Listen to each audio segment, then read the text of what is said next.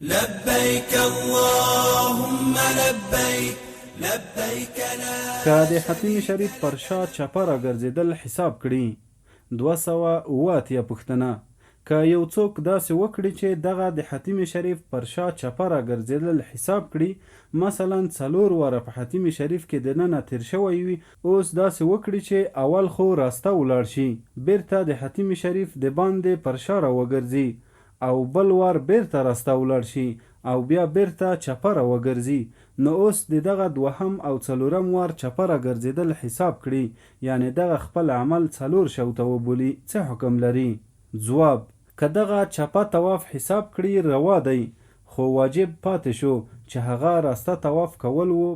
پر ده باندې بیرته دغه چپه شوتونو راګرځول واجب دي ترڅو چې په مکه معظمه کې وي، او که یې د کور تر تګ پورې نه راوګرځوي دام لازم دی. اللهم لبيك